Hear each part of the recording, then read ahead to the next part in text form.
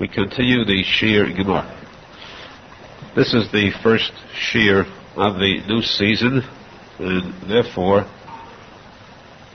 we are going to repeat that which we said in the last five or 10 minutes of the last Shir of last season. It was about 4 months ago. Because we had started a new topic then, we are forced to repeat this. Requires more elaboration. First place, some of you were not here then. Second place, those of you who were here, I could rest fairly well assured that your memories have proven to be not that sharp, that you won't find this new stuff. The Gemara says, Hashem gave the Torah to the Jews. That we know. What does Torah mean? There's a posek Torah, Tziva Lonu Moshe. Moshe Rabbeinu was the agent, the middleman, between Hashem and the Jews. He received the Torah directly from Hashem in heaven, and he transferred it to the Jews. The word Torah, the Gemara says, is Begimatria, Torah, Begimatria 611. Actually, there are 613 mitzvahs in the Torah, Taryag. The Gemara says this is what's meant by Torah Tziva Lonu Moshe. Moshe Rabbeinu taught us 611, because we know that the first two mitzvahs of the Aseres HaDibros, of the Ten Commandments, were given to the Jews directly by Hashem. The Jews, every one of the Jews standing at Mount Sinai, heard the voice of Hashem stating the first two mitzvahs. First one, Anochi Hashem Lekecha, believe in Hashem. The second, Lo Yihi Lecho Ekim Achedim, do not worship idols. These two mitzvahs every Jew heard, every Jew received, absorbed. But of course, as the Gemara says, that the ethereal power, the heavenliness, was to such a great extent more than the Jews could accept. The impact was too strong for them, and it caused every Jew there to pass away, to die. It was then that Hashem sent down two malachim, two angels for each Jew, with the dew of Gan Eden, paradise. And this dew is the dew of Tchias HaMesim, that revived them, resuscitated them, brought them back to life. And then the Jews pleaded with Moshe Rabbeinu and said, this is too holy for us. We cannot take it. You go up to heaven, study the Torah, receive the Torah for us, and then you teach it to us. That's what Moshe Rabbeinu did.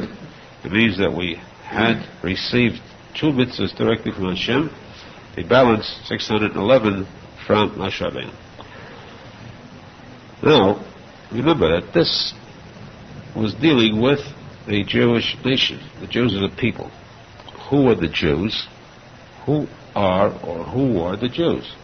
The Gemara says very clearly, the Jews were not just 600,000 people standing at Mount Sinai. The Jews were every Jew of the future too. It means that we were there too, spiritually. But our neshamas, our souls were there. We heard the voice of Hashem.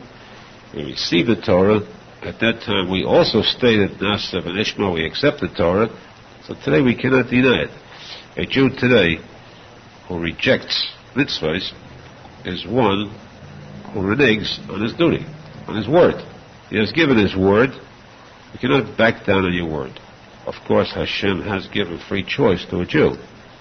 You're free to take the path that leads to death, if you wish. But Hashem advises, better stay on the good side of Hashem, the path of life. The path of Torah is the path of life. Now all this is for the Jewish people, for all the Jews. What about, we come now to this topic. The Gemara says, what about the rest of the nations on earth? There are basically 70 nations. What about these 70 nations of Goyim? Do they have a Torah? Do they have mitzvahs too? Are they obligated, just as we are, we are obligated to obey the 613 mitzvahs. Any Jew, without exception, who transgresses, disobeys any one of these mitzvahs is to be punished for it just as surely as he is to be rewarded for every slightest mitzvah that he complies with. There is sechar and onish, reward and punishment.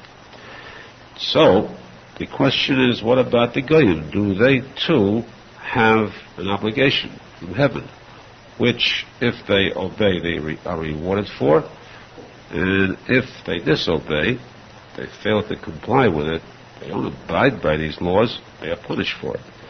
The Gemara says, yes, there are, but not 613. The goyim, all goyim, without exception too, have 7 mitzvahs, exactly. They have only 7 mitzvahs, and nothing else, which means anything besides these 7 mitzvahs, they are exempt from completely. For example, let's say the laws of kashrus.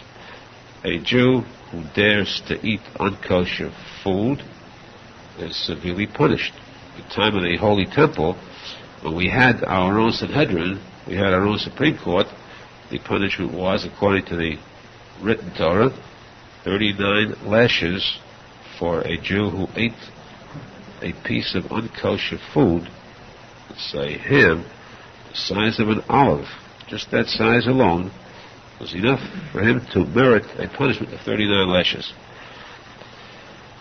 If a guy would eat a ton of ham, he would not get punished for it. He is not committing a wrong, because that is not one of his mitzvahs. Now, since he is exempt from 606 mitzvahs, he once mentioned this very fittingly. Remember that one of the most famous Gioras, a Ger is a convert, a non-Jew converts. One of the most famous converts was Rus. Rus, who married Boaz, and from whom descended King David directly. Why was she called Rus? Because the letters Reish, Vav, Tov, the Gematria, numerically are 606, to show that she was a Goya, non-Jewish, and she accepted 606 more mitzvahs than she had before. Which means the difference between a Jew and a Goy are these 606 mitzvahs. Now, to get to these 7, what are these 7 mitzvahs that a Goy is obligated to obey, like it or not? In other words, he does not have a choice. This is not elective. He is forced to obey this. Forced means that if he doesn't, eventually he'll be punished for it. Whether during his lifetime or whether afterwards, it makes no difference. But he will receive punishment for breaking one of these 7. The 7 mitzvahs are the 3 basic mitzvahs, which Jews have 2, the 3 most important. One is idol worship. Second is murder. The third is adultery. Now, idol worship, of course, is different than our conception of idol worship, because only the Jews have the rule, the cardinal rule of monotheism, which means Hashem Echad. Hashem is one, and that's it, that's final. The Goyim are permitted to believe in more than one. And of course, as they do, they have the whole family involved there. But at least, as far as idol worship is concerned, they must, in order not to break this rule, they must at least believe in Hashem also. And this is called, the Gemara language is called shituf. Shituf means partnership. They can believe in partnership, Achmanu and so on, meaning they believe in Hashem plus the other characters. To us, to a Jew, shituf is considered idol worship. So in this case, we both have the law of idol worship being forbidden, but in 2 different senses. Still, for Goyim it is a simpler law, yet if a Goy would believe only in the other idols, other beliefs. Or, if a guy would believe in nothing, he'd have no faith at all, which means he doesn't believe in Hashem, that is considered breaking the first law. Second one, murder, means killing any human being at all. There's no difference, just as for a Jew is considered a murderer, a death penalty, whether he kills a Jew, a goy, or any living being, human, make that clear. So too is a goy considered a murderer for killing anyone. Third one, adultery, means in a lighter sense too, because actually goyim do not really have marriage laws according to the Torah. They are bound to their wives morally, as far as adultery is concerned. Their adultery is lighter. We can't go into full detail. Adultery consists more of incest than the moral principles that Jews have. In this case, the Jews are completely separated from goyim, because the purity of a Jew basically is family purity. It's called taharas mishpacha. It is only the Jews that are pure in that sense. These are the three basic rules. In addition, the goyim have 4 more regular laws, but they're easy to remember because these 3 are the basic 3 which we know are so important that for these 3, a Jew must die rather than to commit this type of sin. Any other law but these 3, a Jew may break if it's a matter of life and death. You're allowed to break the Shabbos, Yom Kippur, laws of kashrus in order to save a Jewish life. But you cannot break these 3 even if it means death. If someone says to a Jew, kill or be killed, he must allow himself to be killed. It is forbidden to kill even if his own life depends upon it. It is forbidden to commit adultery even if he must die in order to avoid it. Forbidden to worship idols, to denounce his faith, even if he must die for it. The other 4 are easy to memorize because they go according to the Aleph Beis. Aleph Beis Gimel Daled. First is Eva Min HaChai, which means to eat meat. There's no restrictions for a guy. But to eat meat from an animal or a living thing before it has died, while it is still alive. If there is a guy who is a sadist, who will pull off the leg of a bird while the bird is alive and eat that, he is breaking this law of Eva Min HaChai. Of course, these laws, every one of these the Jews have too. We're speaking now purely from their viewpoint. So that this is the first one of the laws, the Aleph Eva Min HaChai, which means the organ from a living being is considered unkosher even for the goyim. Second one is Birkas Hashem, the Beis. Birkas Hashem means to bless Hashem. That term is used, B'lashon Saginoher. We're not allowed to say the opposite word. Of course, what is meant is the opposite. We say bless, it means the opposite word. The goy blesses, meaning the opposite word, Hashem. Then he is breaking, again, one of his 7 basic laws, which means, of course, that swearing, cursing against heaven is that serious even for a goy. The many goyim who are that low, that base, and to them profanity comes naturally, not realizing that profanity is so serious a crime. Third is gezel, which means very simply stealing. A guy has no right to steal because he's a guy.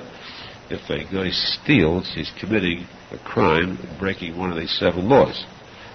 The 4th one is dinin, which means this applies to the judges. The judges in the courts must be honest. They must mete out true justice. What is important about these 7 laws is that it is not the same as the mitzvahs that Jews have. These 7 laws basically have one penalty for all 7, for any one of the 7, and that is the penalty of death, recorded in heaven. No one can give death for this, but in heaven it is recorded they have deserved death. And of course, it means that though a goy, a good goy,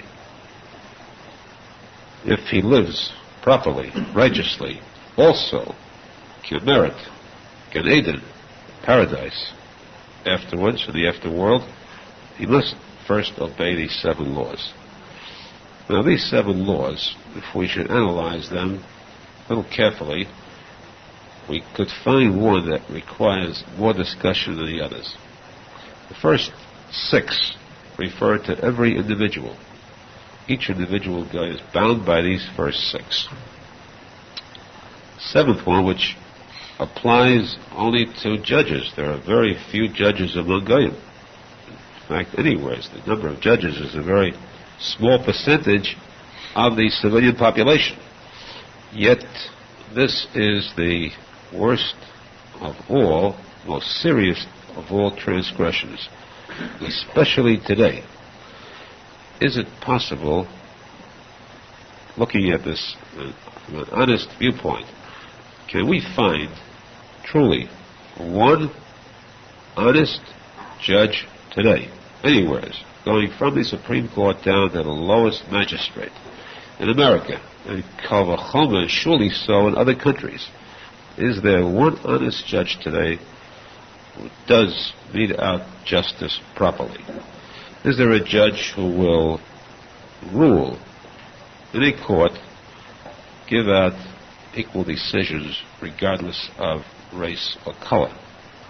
We know today there aren't. That's a non-existent entity.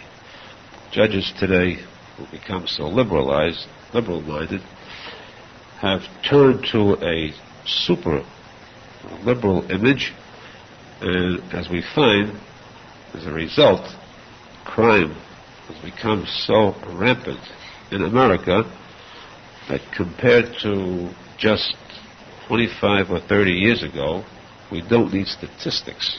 It's a very foolish item. That's for those who are blind, or wish to be blind, or use statistics to hide behind. Cold facts. The number of murders in America, large cities, has multiplied to such an extent that it goes even unreported. It has become the normal way of life. As soon as they have eliminated the death penalty, capital punishment, the number of murders skyrocketed. And why? Because this is the law of Dinim. The law of Dinim states, you, Jew or lahavdil goy, are bound by the law of the Torah when it comes to Dinim.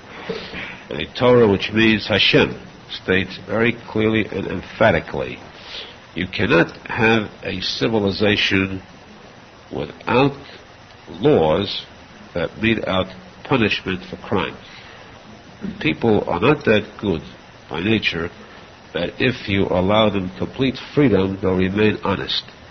Give people the freedom from punishment, and you'll find that they will, through natural tendency, the majority will turn to crime. Some more and some less, of course. Some will turn to minor petty crimes, stealing, others to more serious crimes, and others to very serious crimes like mugging or murder, cold-blooded murder. As we find today that there is so much of this prevalent throughout the country, where youths, that's a very bad word, has become used too often, because a youth means a clean-cut boy. We would say criminal rodents, two-legged rodents, who will attack aged people who are defenseless and helpless and steal from them, and then just for the thrill or pleasure, so-called pleasure, step on them, crush them, murder them, stab them in cold blood. This was unheard of even back in the days of ancient times. In Sodom and Amorah, then there were rare cases where this was done, a real cold-blooded murder. So that in history of the world, we speak of Sodom as the most evil of cities. Sodom today would stand out as very tame and very pure if we compared them to the level of crime that exists in America today or exists in the world. This is due basically to this seventh rule, Dinim. Because the judges today are that lenient, they are the ones that promote crime throughout civilization. If the punishment was distributed equally, rightfully, it is, as the Torah promises, the greatest deterrent to crime. There's a controversy about this topic, debate that goes on constantly. Would capital punishment be a deterrent to murder? And of course, we state very clearly that those who deny this are lying. Because lying means because the Torah is Hashem, Hashem is emes, truth. Anything in opposition to Hashem is automatically false. And therefore, those statements that oppose the word of Hashem, the word of the Torah, are definitely false. And in any event, one thing is certain. For this, they will have to pay. For promoting crime, for the crimes that are committed, speaking about these goyim, they will eventually have to pay. As the Aruch Zohar writes, the world is not hefker. The world has deteriorated morally very much, but it is not hefker. It is not a world where everything is free. There is payment for every action that a person takes. They are not free to run this world underground. And for every crime that is committed, even if we do not see retribution today, there will be punishment eventually.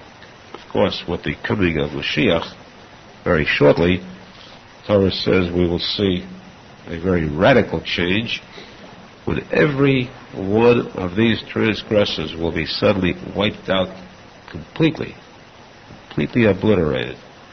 And then you will have true justice.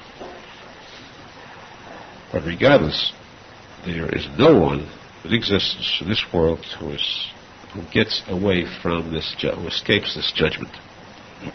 These are the 7 mitzvahs. However, there are other laws. Other rabbis, the Gemara state that there are additional laws. One, the Gemara says, is Rabbi Chitka adds the law of Sirus. He says that Sirus is either the 8th law, or perhaps this can be included somewhere among these 7. Sirus means to cause sterility to any living being, human or animal. Because Hashem created the world, it must perpetuate itself. It must bear fruit. If people would stop giving birth, the world would come to an end.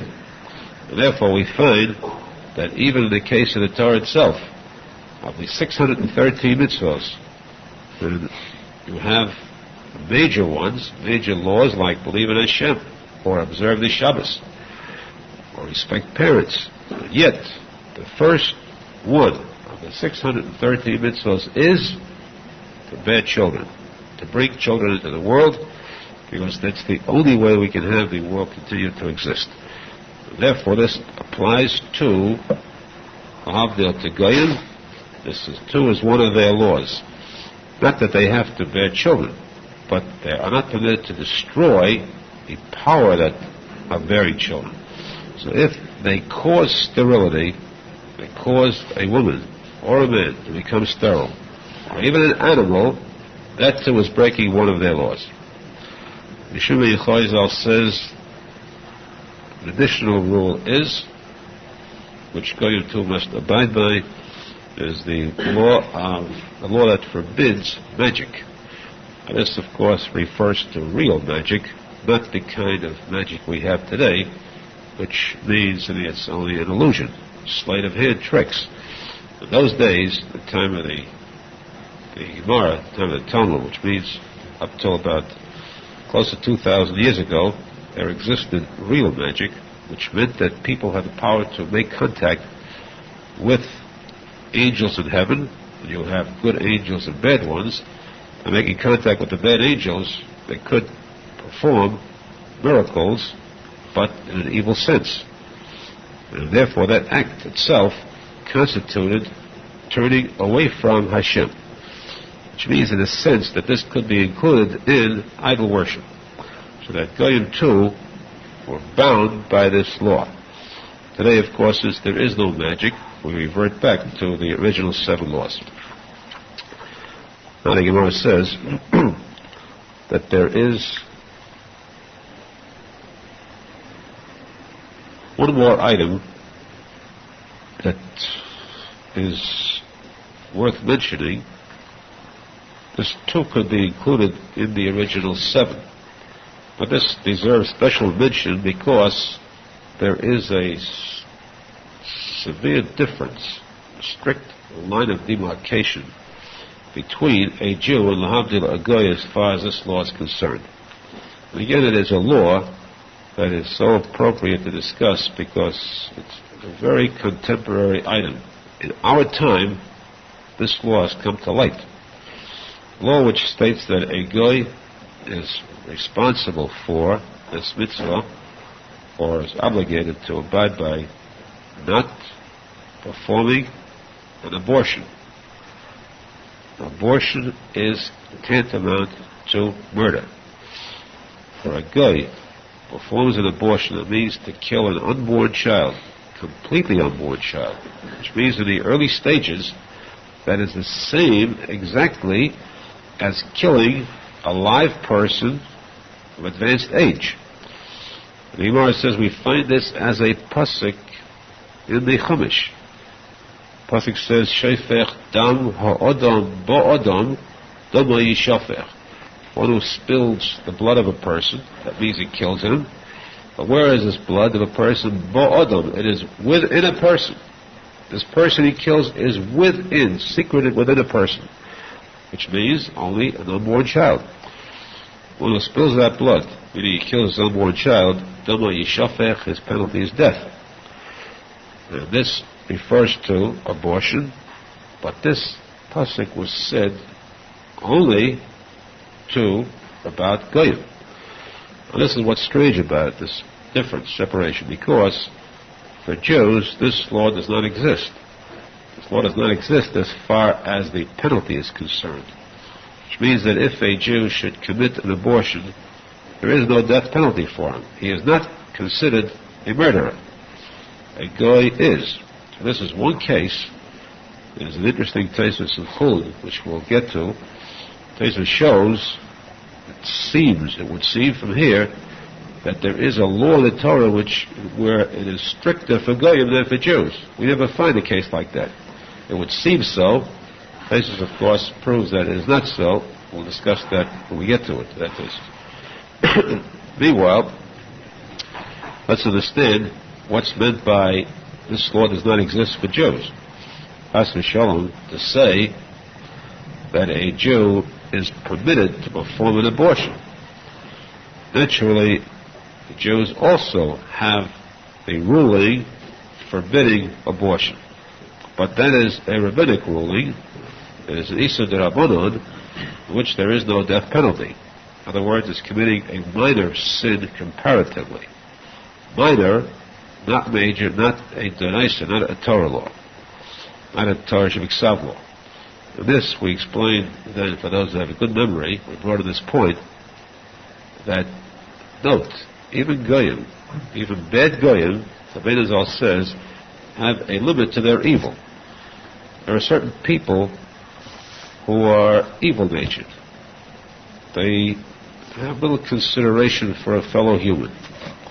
And so, they'll disregard the other person's feelings, they'll insult that person, they'll embarrass him publicly, or they'll go so far as to hurt that person in business, or even so far as to steal from that person. But this evil level reaches its peak. They'll go so far as to steal, but they'll never go so far as to kill. That to them is abhorrent. They're not that bad. Another person might go so far as to kill, but at least he'll try to do it in a painless manner. He hasn't got the heart to torture the person to death.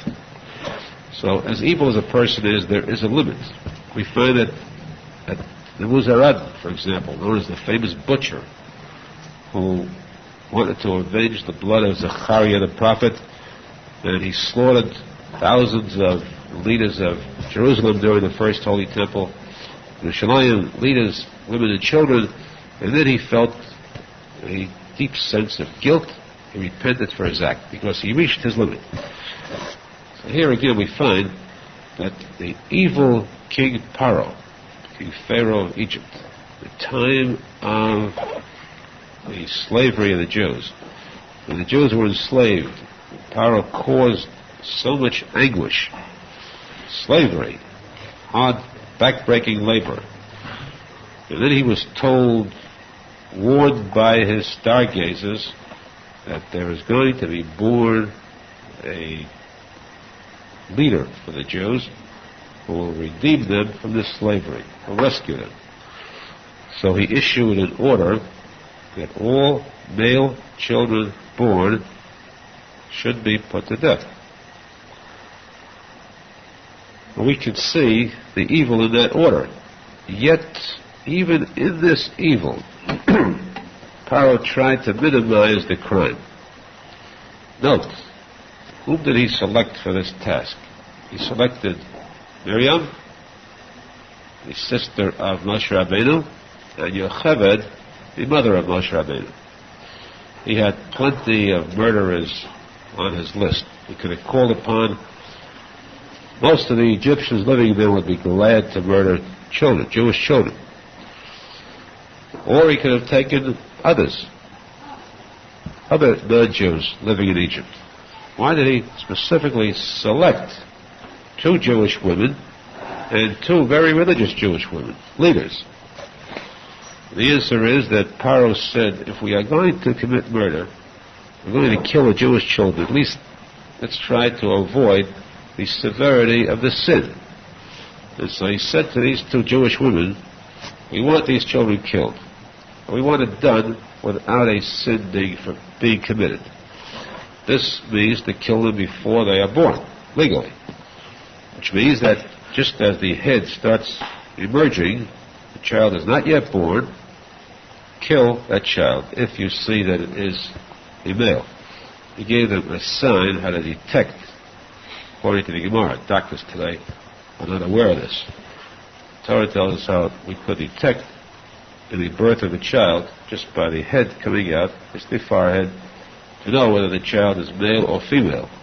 He gave them this sign, and he said, if you see that it's a male, if it's a son, kill it.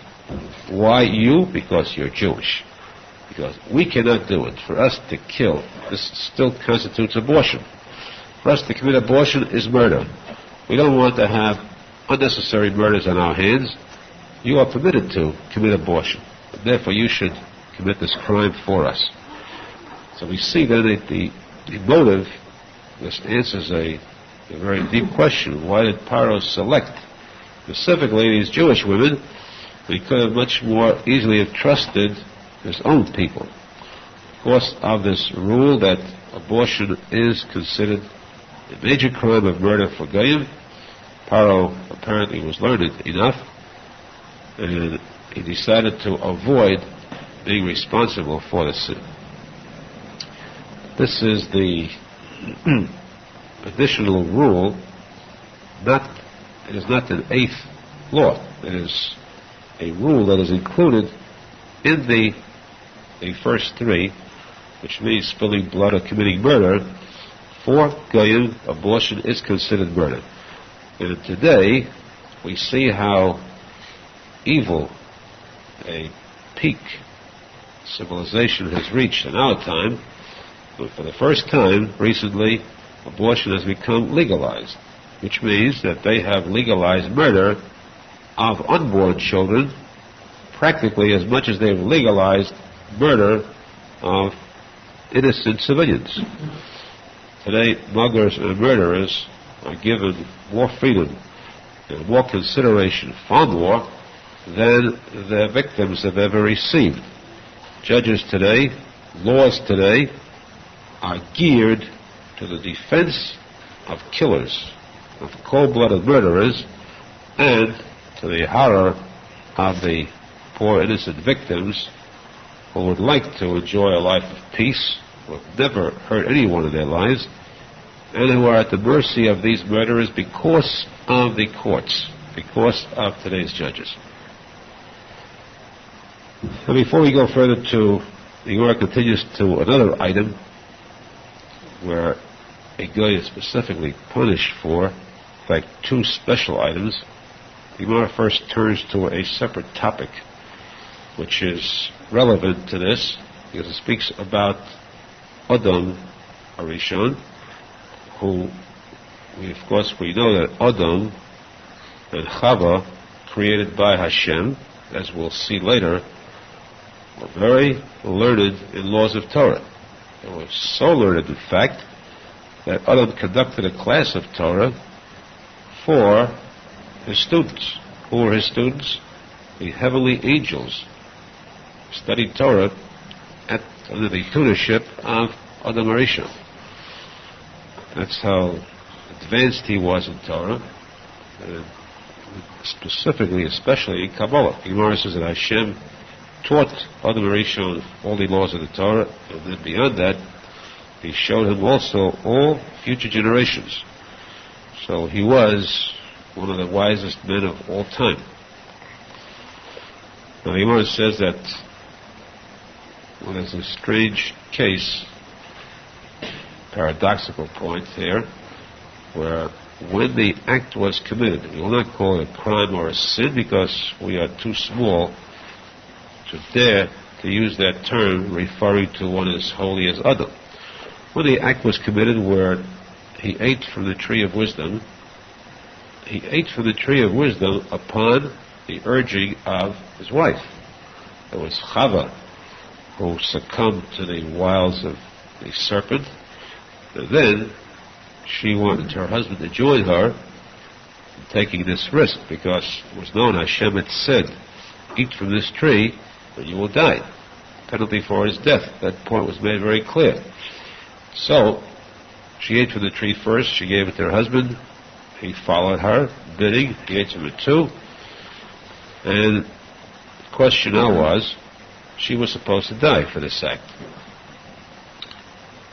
There was no harm in her dying, as far as the perpetuation of mankind, because the first birth that took place in the world was, the very first birth, the Gemara says, was twins. First children born on this earth were twins, a boy and girl. It was Cain and a twin sister. Later on, Cain's brother Hevel was born with two twin sisters. At this time, there was Cain and a twin sister, which means that Adam had a son and daughter. This was all within a period of a few hours. We had covered this before, if you recall. Memory should serve you. That was one of the last lessons we had. All this took place on Friday, the sixth day of creation. Adam was created. Chava, they gave birth. They committed the sin with the act with the tree of wisdom. They were driven out of Gan Eden. The point now is that why couldn't Adam have solved the problem? There was a problem, because the world was created to exist, to continue. Now, Chava had to die because of the fact that she ate from this fruit first, this tree first, and she could not be given a temporary pardon. Her penalty could not be postponed because she was considered a mesis. Mesis means not one who commits an act alone, but who entices someone else into committing an act against Hashem. And therefore, a mesis, the Torah says, you cannot have any pity on. There's no compassion for a mesis. You must punish that person immediately. Adam Arishon, there could be pity upon him, and therefore his penalty was delayed for a period of 930 years. He lived to the age of 930. Still meant that it was within that, considered a day. Technically, 1,000 years is called a day. It is called that technically in the Torah. Elef Shonim Beinecha Kiyam. Hashem calls 1,000 years a day. So he died within that day. He was told, the day you eat, you will die. That technicality was used to save him, to prolong his life.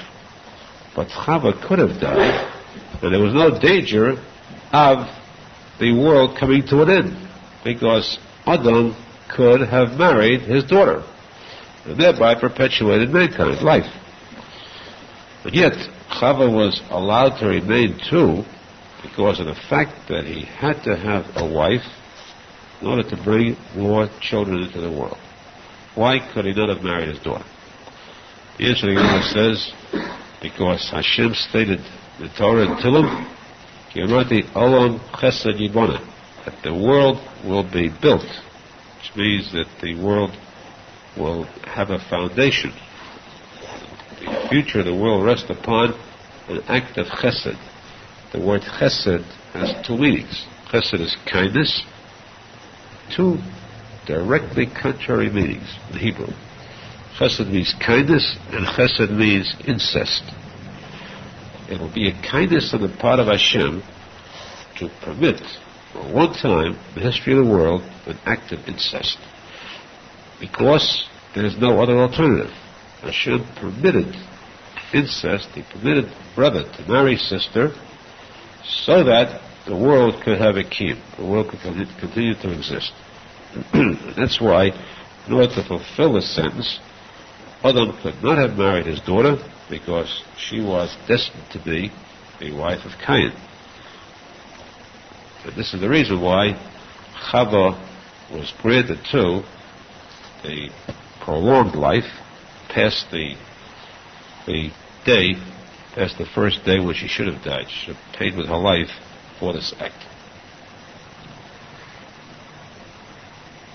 Now we go back to the rulings of a goy, which we said goyim are bound by certain laws. Every one of these laws stated so far carry a penalty of death. There are two more items which too carry a penalty of death.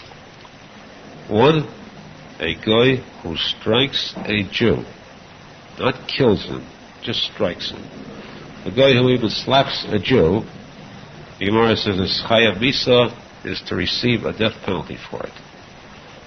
Now, a death penalty, the Rambam states very clearly, is not one where if a guy slaps a Jew, then get out your trusty 45 and mow him down, or take out a knife and slaughter him. Chayav misa means from heaven. Rest assured, this means that if a guy ever strikes a Jew, then he will receive a death penalty from heaven. Where do we find this to be proven? The Gemara says we find the case of Moshe Rabbeinu, who saw a guy, an Egyptian, striking a Jew. The posek says that one day Moshe went out to the fields to see the suffering of his brothers, the Jews, and he saw one Jew who was working very hard. An Egyptian attacked him, was beating him, and this Egyptian, of course, is a story behind it. Who the Egyptian was, who the Jew was, why he was beating him. The posek says, Moshe turned both ways, saw there was no one around.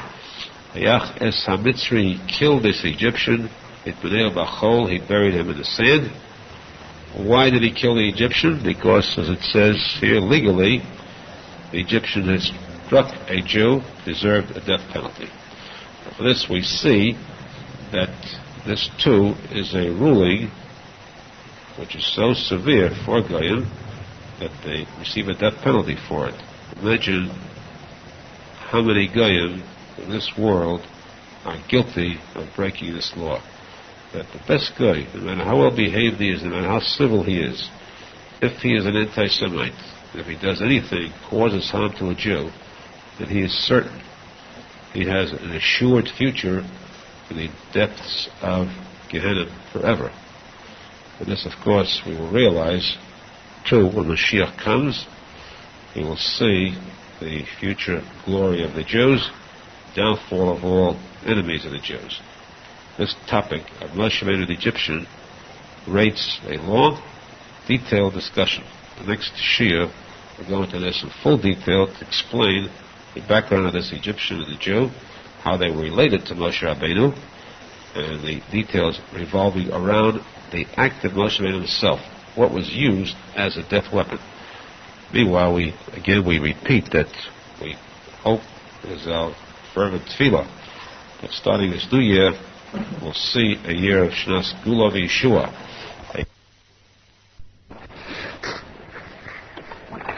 We continue the Shir in Gemara. We began this topic last week, in which we stated the Gemara says that a goy that strikes a Jew is chayav visa, not who kills. One who kills, of course, gets a death penalty regardless of what religion he is or whom he kills. But in this case, it means just striking. Striking means even one who slaps.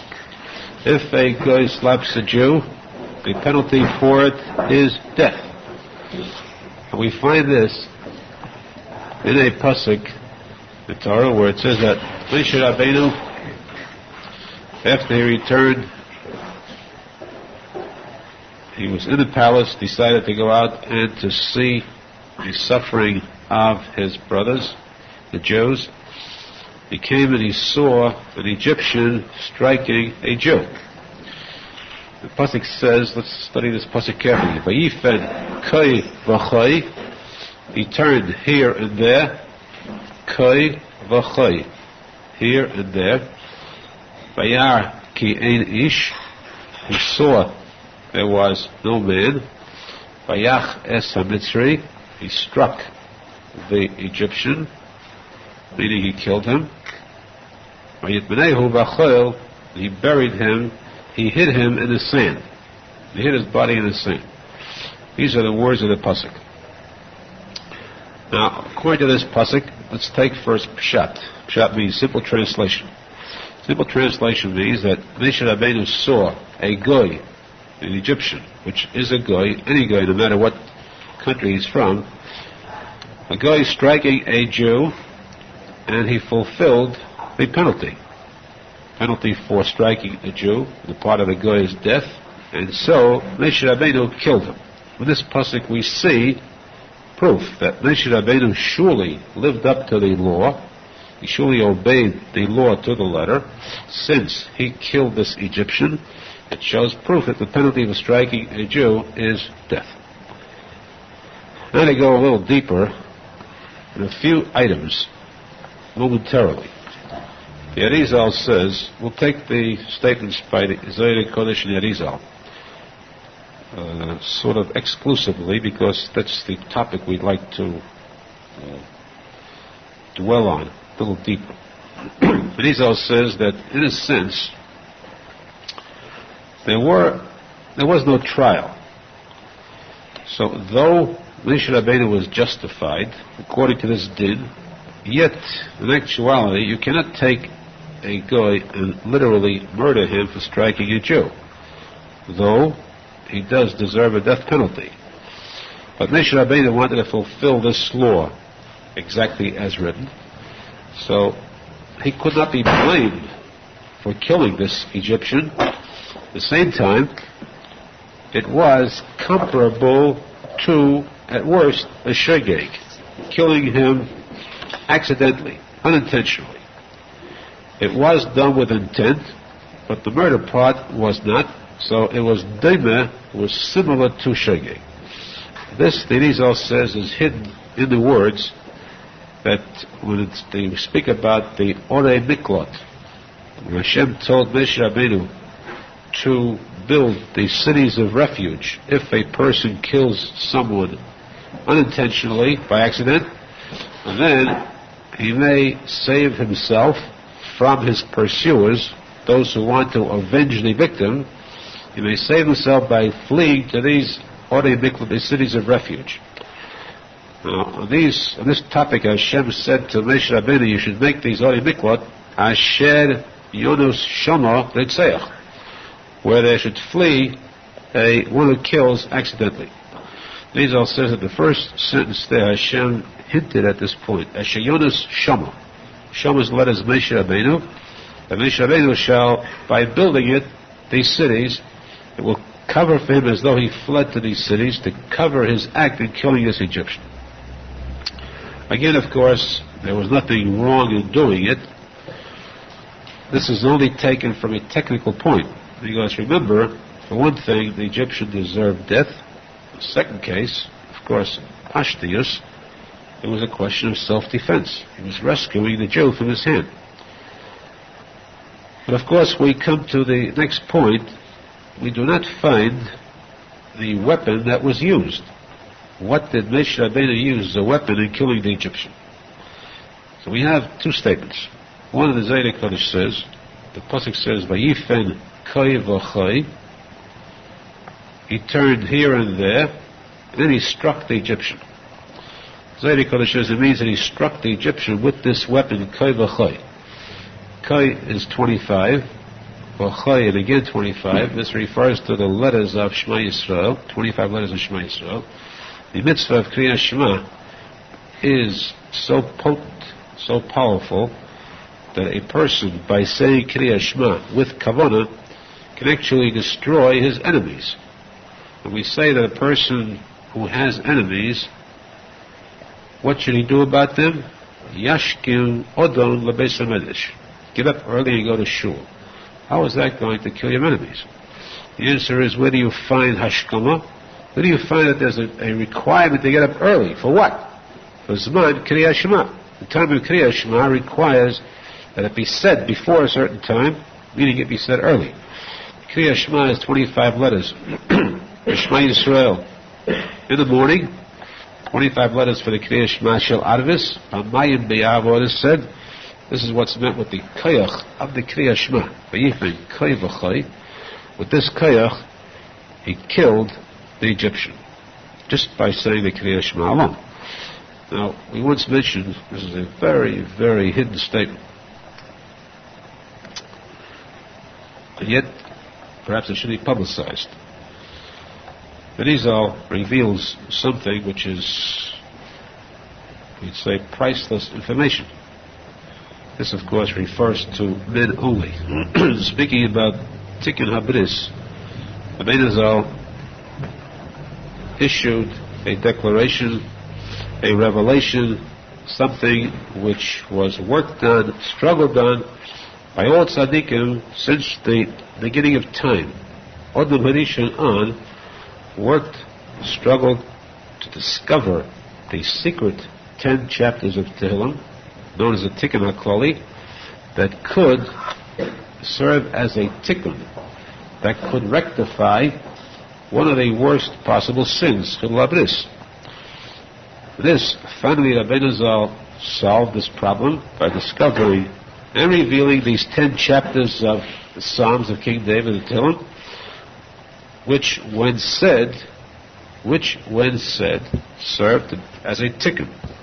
Tikkun HaKlali means that the sin is forgiven. Chilul Habris means that the zera is wasted, zera l'vatala, chas v'sholom.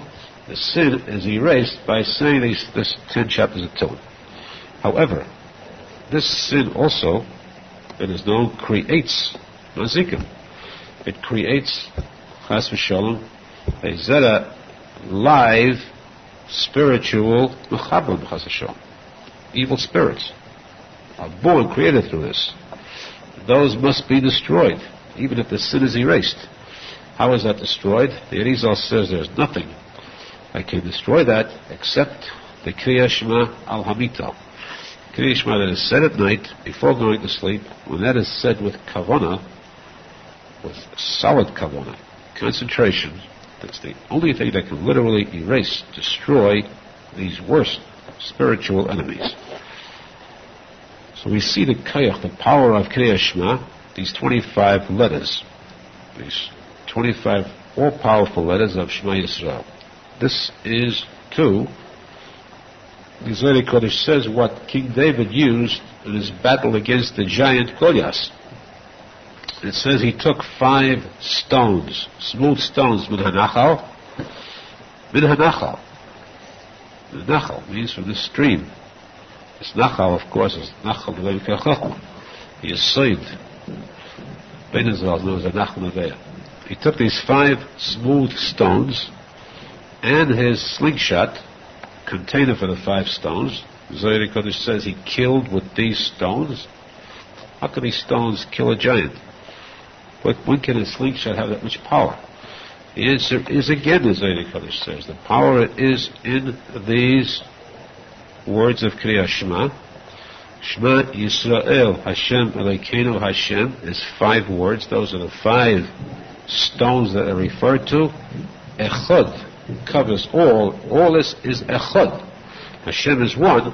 That was the slingshot, the container for the 5 stones. So that there too, David HaMelech disposed of, erased, destroyed this arch enemy of the Jews, Goliath, with these words of the Kriyat Shema.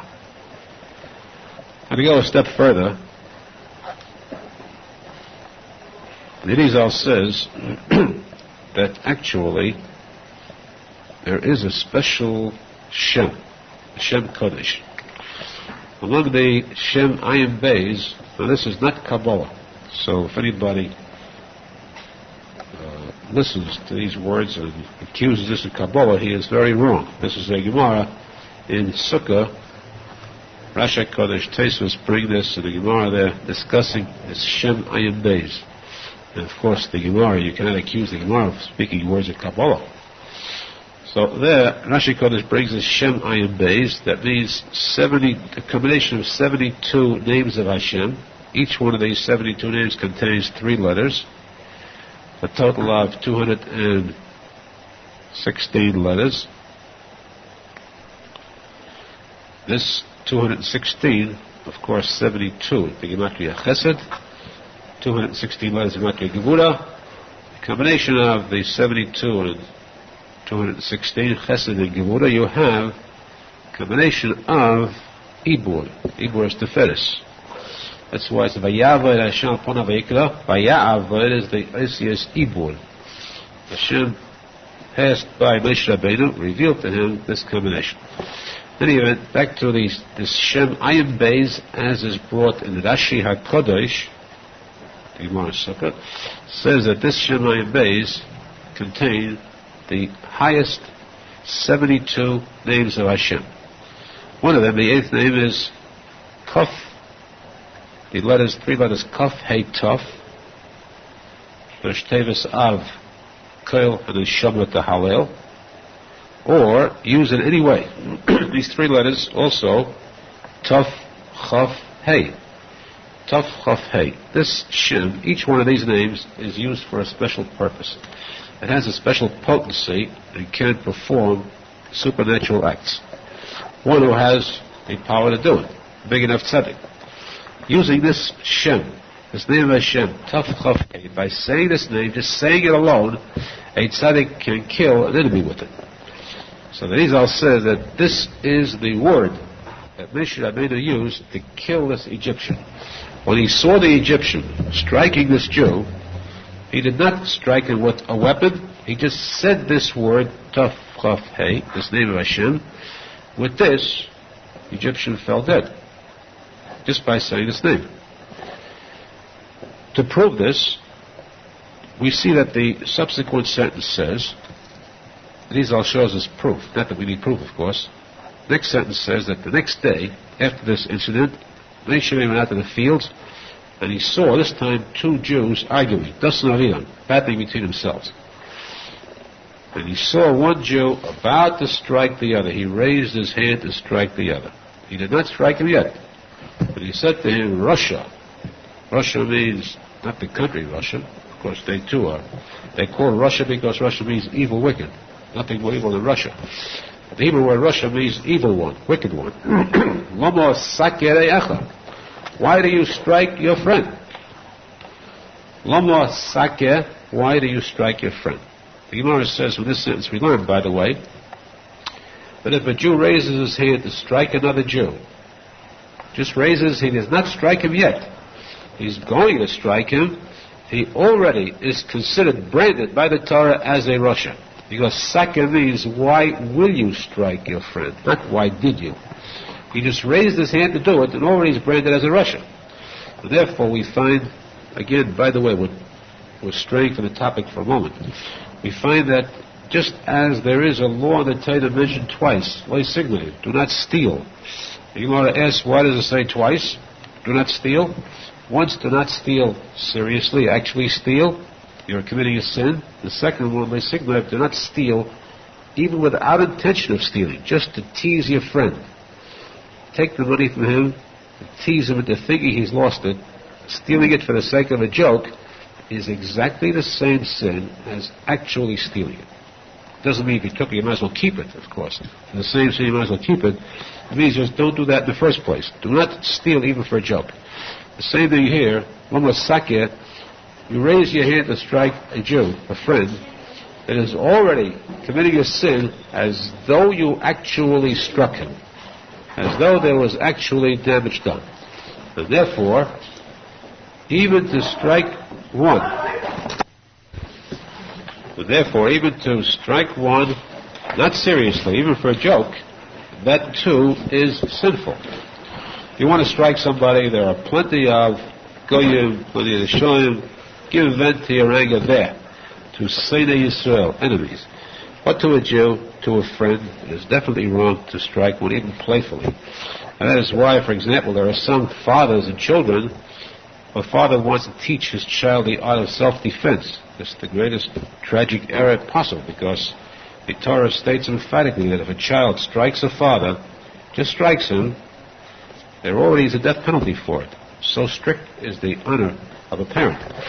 So here, to strike a Jew, even in a joke, in jest, even if his name is, whatever his name is, still, it is absolutely a wrong deed, and one must only remind himself of the message that Arizal said to his students, that we are different than Rabbi Akiva's students. They did not show that harmony among themselves.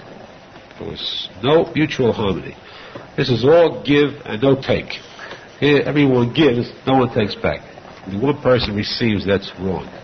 Rabbi Arizal taught that there should be no wrong actions done, in words even, raising one's hand, even in jest, that is wrong.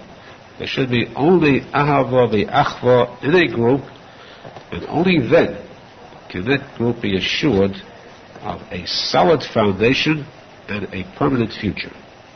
The nitzchius of the group depends upon the ahava v'achva, the unity, the being bound into one. But back to this point, we said that raising one's hand to strike, just to raise his hand is already considered a rasha. So Moshe Rabbeinu said to one of these two, rasha lama sakir echa, why do you strike your friend?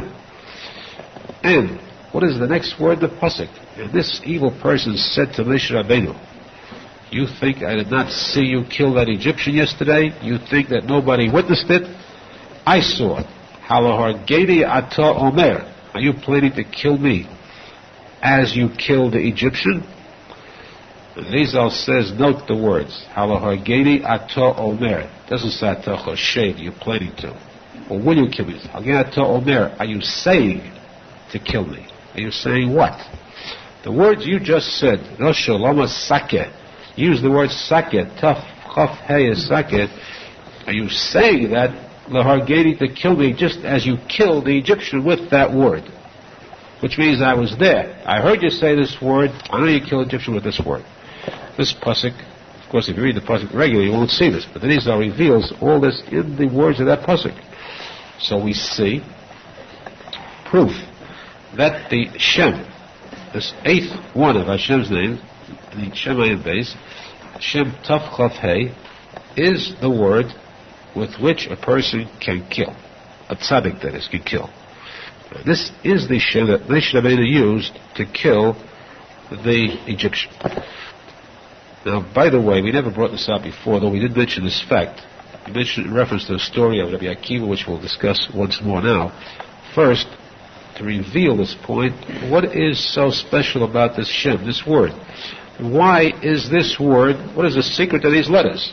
This we never brought out before. So even those who are Bekiyim, Chachamim, Levainim can learn something now. And Arizal says, why is this word so special? The Shem Taf Chaf Hey, that this has power to kill. It's the name of Hashem. And how does this show the name of Hashem? The answer is that the names of Hashem that we know, these 72 names are all hidden forms. The names of Hashem we know that Hashem is chesed, kim is din, aleph dalad is din. There is a name, Shakai, Shin Dalad Yud.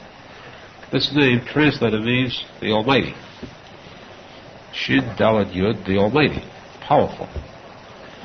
This name is the mighty. This is the name of Koyach, power. The power that destroys. Shakai is the power, the all-powerful Almighty who destroys. Now, the name Shakai, that's the revealed name, the nigla. The hidden one is called the Ponim Shel Shakai. The Ponim means forward, in front of it. The Mesach, the curtain that hides it. What is in front of Shakai? Ahead, moving forward. Moving ahead you have, Shakai is Shin Yud Dalad. The Shin, moving forward, one letter becomes Tov. The Yud, moving one letter ahead, becomes Chaf. The Dalad becomes Hey. So you have Tov, Chaf, Hey. That's the secret in this name. This name is the powerful one, hidden name. The one who knows that secret, he must also be a great tzadik, because a regular person can say it all day, get nothing for his effort. The great tzaddik using this name can use it, employ it for the sake of destruction of an enemy. And this we find too, Hashem said to Moshe Rabbeinu, when he was at the burning thorn bush, Hashem said to Moshe Rabbeinu, know that in this lies the power. V'zeh lecha ha'ois. This is the sign, the last letters, the Yosef Tavis, v'zeh lecha ha'ois, this sign. Know that this is a future. In the future too, you'll have this sign to use this as a destructive power against enemies. The Arizal says, where do we find this in the future? We know that there's Gam. Zohar Kodesh brings Gam Zebi. Gam means also the Geula. 3 Geulas. Geulas Moshe from Mitzrayim, Geulas Mordechai from Haman, and Geulas Mashiach from the final Geula. It means there is a direct connection between the two. Zelacho ha'is, the next Geula. But he also says about Tikra Esther lahasoch. She called to the angel Hasoch. Go, angel, bring Mordechai, save the Jews. What is Hasoch? Hasoch is again the hidden words. Who is this angel? This angel is the Shem Kodesh of Tov Chafei, which was used then in the Gulas Mordechai, also to destroy the enemy at that time, Haman. Now, this was all superficial. Now we'll go a little bit deeper into this. Just stay awake. This is the part that we reveal with trepidation. We've mentioned this many times to classes in Eretz Yisrael. We'd like to hide it here, but the Zohar Kodesh says that when the time comes, close to Mashiach's coming, that even children will learn secrets of the Torah.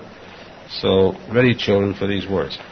The Zohar Kodesh tells us that what happened here, what's this whole story? Let's look at it in a more realistic sense. Moshe Rabbeinu came out in the fields. He saw an Egyptian striking a Jew, and he knew what the Egyptian did. Babayas u'basoda, in a house and in a field, and so he destroyed him. There's more than meets the eye. The Zohar Kodesh says if we know the background, we'll understand this. This was the result of a long ago story.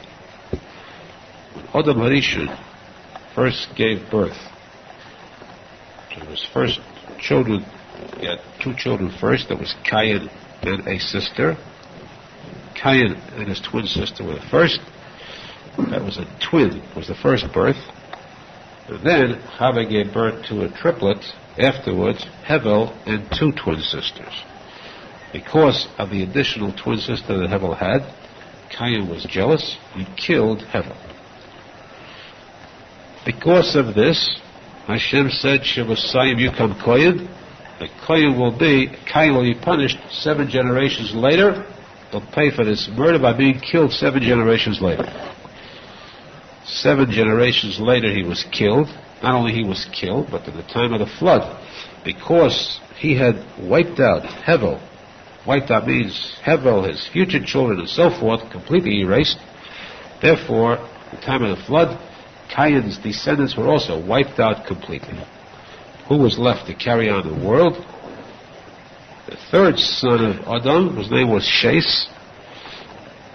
Noah came from Shes. Therefore, he was called Shes. Why? The Gemara says, "Shemenu hushtas olam." The foundation of the world continued through Shes. Shes means the foundation, because from him came forth the whole world. Everything we have today is from Shes. Not exactly. Not exactly, because it is true that all those born normally would come from Shes. But there are Gilgulim. Gilgulim means reincarnation. People born are those who lived before. So Hevel and Cain were not really wiped out. They were reborn in later generations. They came back again. You cannot erase one and then Shema. They were reborn, they came back to earth in different forms. Why do they come back to earth? Why does one come back to earth as a Gilgul? To be misaken, to correct any shortcomings, any faults, any wrongs he had done prior to this. In the case of Cain, though he did Teshuva, he had repented, though he had been killed for his sin, still there was an evil within him that had to come out. The evil had to come out in the form of being destroyed and allow only the good to remain. So the Zohar Kodesh says that Cain came back in two forms. A person can go back and have his soul divided. The good and the bad of the soul divided into two parts. So Cain came back, one part of it, the good, Toiv Shebe Cain, came back as Yisro. Yisro, recall, had 7 names. One of the 7 names was Caini. Cain with a Yud added to it. The Yud shows Chachma, wisdom. It's the good part of Cain. He came back as Yisro. From there it came back fine. This was a kiruv. It was perfect. That's why the hint that Arizal says, Shivasayim Yukam Koyin, Cain will have a Tikunah, will rise up solidly Shivasayim by one who will be known as 7. Yisro was known as the 7 names of Yisro. The father-in-law of Moshe Rabbeinu, they'll have his perfection, his correction. Because what was Cain's crime? He stole, he killed. Why did he kill? Because he stole the wife of Hevel, the twin sister, which was, they were destined to marry their sisters then. So he actually stole the sister or wife of Hevel. He had to return it. That's why Israel came back now to return in this new life the wife, the sister he had stolen. Returned to whom? To the one he had stolen it from, to Hevel. Hevel returned to earth, was reborn as Moshe Rabbeinu. That's why the name Moshe Rabbeinu comes from, what is the origin of it? The origin, because it was the 3 lives of Moshe Rabbeinu. He was first Hevel, reborn as Shem, the son of Noach, and then as Moshe Rabbeinu. You have Mem Shin Hei, the 3 lives of Moshe Rabbeinu, and at this time, this act had to be completely fulfilled, corrected. And that's why the Zohar Kodesh says, that Arizal says that when the posek says that Yisro gave Tzipora, his daughter, to Moshe Rabbeinu, he was returning the article he had stolen. Because Tzipora belonged to Moshe Rabbeinu. She was the original twin sister of Hevel. She belonged to Hevel. It means that she belonged to Moshe Rabbeinu originally. That's why Tzipora is Begematria Li Moshe. That she belonged to Moshe Rabbeinu. But this was all the good side of Cain. The bad side of Cain alone came back in all its evil, reincarnated, reborn in Gilgal, in this Mitzri, this Egyptian. And this Egyptian had all this evil of Cain, only the evil part, and therefore he repeated his act. He came to this Jew, and it says, Babayas Ubasode. Why did the Egyptians strike the Jew? Let's go back without what the Gemara itself tells us, the Medrash says. What was the battle between the Egyptian and the Jew? The Egyptian first came to the house of the Jew, Babayas. He came to the Jew's house. He saw that the Jew was working in the field as a slave for Paro. He came to his house, saw his wife was alone. He attacked his wife. Basode, he came back in order to stop her husband from taking revenge, she tried to kill her husband. Bias, first the wife, and then the husband. Exactly a repetition of the act of Cain. First to steal the wife of Hevel, then go out and kill Hevel. And now, this was Cain. The time had come for Hevel to turn about and to destroy Cain. And that's why now Moshe Rabbeinu had his opportunity to correct that act that took place so long ago between these same two. So this was actually Hevel, in turn, wiping out the evil of Cain.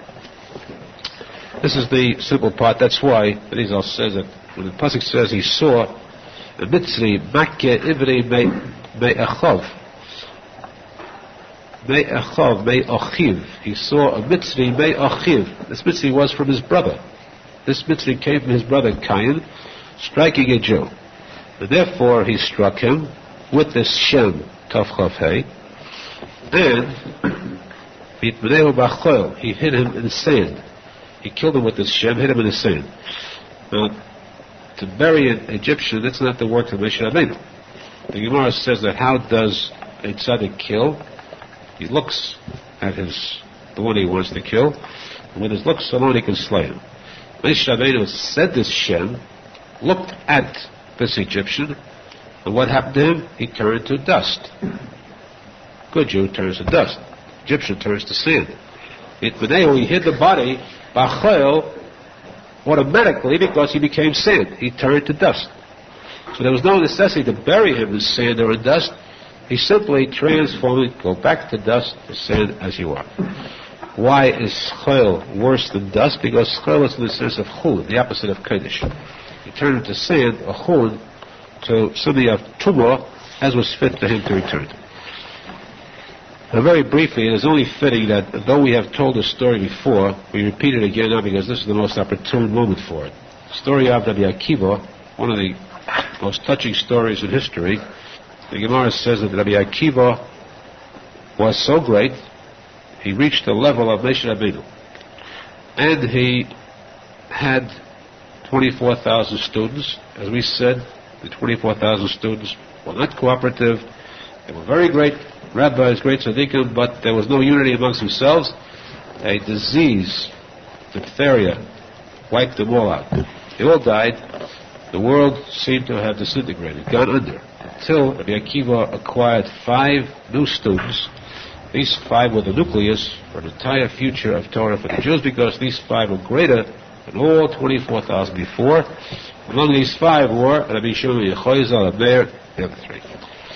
Now, after this, the Gemara says that Rabbi Akiva took upon himself that long story about the 10 rabbis who died for the sake of their religion.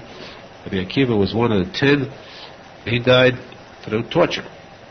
He was one who was taken by the Roman king, placed in front of his students, let the students suffer the sight of seeing their rabbi die in torture, and with metal combs they combed his flesh, ripped his flesh from his body. He stood there. Now the Gemara tells us, this is the Gemara. We'll quote the words of the Gemara. The Gemara says that at that time he was standing and he was saying the Kriyat Shema, reading the Kriyat Shema, while they were combing his skin. That is excruciating. Not skin but flesh, ripping his flesh. And his students stood by and watched. They were crying, watching him suffer without an outcry, concentrating on Kriyat Shema. And they couldn't hold back anymore. They said to him, Rabbeinu Ad Kan, Rabbeinu, our rabbi, the greatest rabbi in the world that ever lived in the universe, equal to Moshe Rabbeinu. That's why they said Rabbeinu Ad Kan. How much more can you take without even crying out? Ad Kan means till here. And Akiva answered, very simple.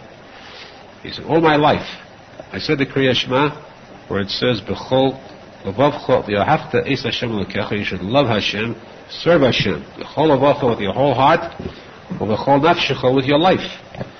I hoped and prayed for the opportunity to serve Hashem with my life. I looked forward to it. Now that I have the opportunity, now that it's in my power, I should not fulfill this happily. How can I cry? I'm happy I'm able to give my life for the sake of Hashem. The Gemara says he continued on and on until they reached a place of the tefillin He had tefillin on his head, and then he cried out in one word, and his soul departed. The word he cried out was Echad. He finished Shema Yisrael Hashem Elokeinu Hashem Echad. At the word Echad, his soul departed. And a voice came from heaven and said, Ashrecha, Rabbi Akiva is so great that he is risen above, way above any other tzadik. And here, of course, the Mepharshei at Tikuney Zohar asked the question, two questions that really perplex us. One, the students asked Rabbi Akiva, how much can you take? And the question was, Ad kan, till here. What's till here? What kind of word is till here? You say, how much? Or phrase it correctly, why did they say till here? What does till here mean? Secondly, Rabbi Akiva said, all my life I wanted to get this mitzvah. Now that it's beyond now that it's in my power to do it, I shouldn't do it happily. Who says it's in his power? It was being done to him against his will, by force. It was the power of the king and his soldiers that was doing it. Why did he say it's in my power? Did he have anything to say about it? Did he have any alternative? The answer is that we answer this with a much greater question. Very unusual item. If we note the wording of the Gemara, it says that it starts with the words Rabbi Akiva was saying Kriya Shema. Right? He's saying, we say Kriya Shema every day. We know what Kriya Shema is. And then we have a long conversation. His students asked him, and he replied to them. A long conversation and a long subsequent act of combing his flesh. And then finally, his soul departed. Where? Echad. Hashem Elokeinu Hashem Echad. The end of the first line. We know what Kriya Shema is. There's after that you have your Haftav, your Yerushalmi, you have a long Kriya Shema. So all this time he had time to say just till the word Echad. What happened to the rest of Kriya Shema? If you're saying Kriya Shema, get it over with. Say it before you pass away. The answer then is that Rabbi Akiva knew. Rabbi Akiva said, it's in my power because I know the secret word. I know the word Hashem, the name of Hashem, Tav Chav Hei. It's in my power because if I want, I can say that word, I can destroy the Roman king and all his legions in a moment. I have that power to do it. But now that it's in my power to do it or not to do it, why should I? I have a chance to fulfill the mitzvah of serving Hashem with my life. But therefore, he said, I must be careful not to go ahead. Because I know where this secret name is in the Kriya Shema. After you should love Eis Hashem Elokecha. Eis Hashem Elokecha is, the last letters are Tov, Chaf, Hey. So if I would say the next line after Shema Yisrael, then you wiped out. Want to or not. If I say these words, the power that I have in the tzadik will erase all these enemies. Therefore it says, for your marich. He lengthened, he dragged out his saying the Kriya Shema, the Shema Yisrael. He got just till Echad and no further, till he passed away with the word Echad. And this was why he held out. This was the Kedusha of Rabbi Akiva. This answers all the questions about Rabbi Akiva. And of course, as we mentioned previously, times before, Rabbi Akiva had risen to a status that was so great that he was equivalent in Chachma to Moshe Rabbeinu. And of course, he was echad too, that his student after him, Rabbi Shimon ben Arizal, was able to reveal that which he could not. Rabbi Akiva was not able to reveal the secrets of the Zohar Kodesh. And Arizal says, Rabbi Shimon ben Arizal wrote the Zohar, and all the secrets. Does that mean Rabbi Akiva didn't know these things? Rabbi Shimon ben Arizal knew it and he didn't? The answer, of course, is naturally, Rabbi Shimon ben Arizal learned this from Rabbi Akiva. So why didn't Rabbi Akiva write the Zohar Kodesh? If he had all this information, why didn't he take it for himself? He should be the author of the Zohar Kodesh, reveal all these heavenly secrets that are found in the Zohar Kodesh. The answer is, Rabbi Shimon ben Arizal says himself, Rabbi Akiva was greater. But the rabbi himself, the tzadik himself, does not have power within himself only. It is the students that he has that empower him to give of himself. Otherwise it remains locked within him. Rabbi Akiva did not have that kind of a student body. he had the 24,000 students where he could have elevated them to a point of glory unmatched in the future. But they themselves spoiled it because there was no unity among themselves. As holy as they were, they obeyed every mitzvah of the Torah. They gave Rabbi Akiva, their Rebbe, the greatest possible honor, reverence conceivable. But among themselves, there was this disunity, disharmony, petty jealousies that destroyed them. Because they were that great, they had to pay the extreme penalty. They were all wiped out with this plague. Rabbi Akiva was not zecher to have students who could bring him to a point where he could deliver the secret knowledge that was stored up within him. Tikuney Zohar told his students, when he got them together, he said, our success depends upon the ahava, the love, and the unity among ourselves. There must be this mutual consideration, this mutual compassion one for another that is so great that we will feel that the person next to us deserves more than ourselves at all times. More means not that I will share my bread with him, not that I will give him my money, but that I will not be jealous if I see that he rises to a higher status than I do. And that's the greatest point of ahava and achva. If fellow students can see each other, one sees the other is advancing to a higher status. He's got higher marks, in elementary has higher marks in the class. Or he sees that this student learns Talmud, Gemara, better. He has a better head.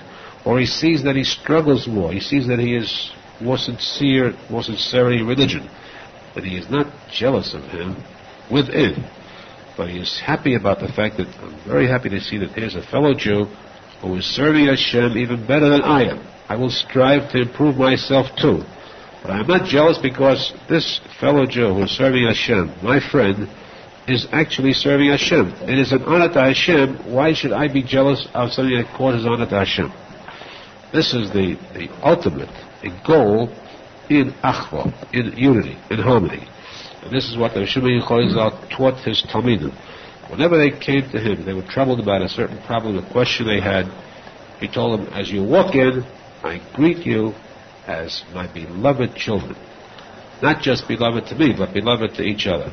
There is true achva among you. There is true brotherliness. And that was the secret of the Tikuney Zohar's success. That is why he was able to come forth with a sefer that was so powerful. Zohar means light, the Aramaic word for light. Zohar, of course, is that light. And we say that Hashem saw the light that was good the first day. And the Gemara says the light was so good that Hashem hid that light. The Gemara says, where did Hashem hide that light? Es ha'or bat Torah. Es ha'or b'gimatria bat Torah. He hid the light in the Torah. Where did he hide that light? The Zohar. Zohar means light. The Zohar Kodesh is the light that he hid, only to be revealed so many generations later through Rabbi Tikuney Zohar. Why? Because of the fact there was this unity, this achva. And that's the lesson for us. We should be zecher throughout. If we are a small group or a large group, numbers do not impress Hashem. It's the way it is conducted. There should be this very strong, powerful unity, this unselfishness. If you see someone needs assistance of any kind, physical, material, monetary, spiritual, give of that, give of yourself unselfishly and readily. When you need this assistance, you'll get it back in return. But there must be this one solid, unified spirit prevalent, resting over a group. And it is in that group, the Gemara says, that when Hashem sees that there is unity among Jews, not among the whole Jewish nation, the whole people, because that's practically impossible. If he sees even one single group has true, perfect unity, then Hashem says the time has come for Mashiach to come. They themselves have merited, they have earned the right to call upon heaven to send Mashiach to redeem, to take all the Jews out of exile, this one single group alone. And there's a chus, all Jews can be redeemed. And that's why I say, let us try. Everyone should try, because we personally should try that our group, we should have this true ava, the achdus, in the schus of Rabbi Arizal, we should be zeichet together to witness the coming of Mashiach, the Biyah Beis HaMikdash, the Yisrael Tzedek, the Simcha Klolius, Amen, Amen.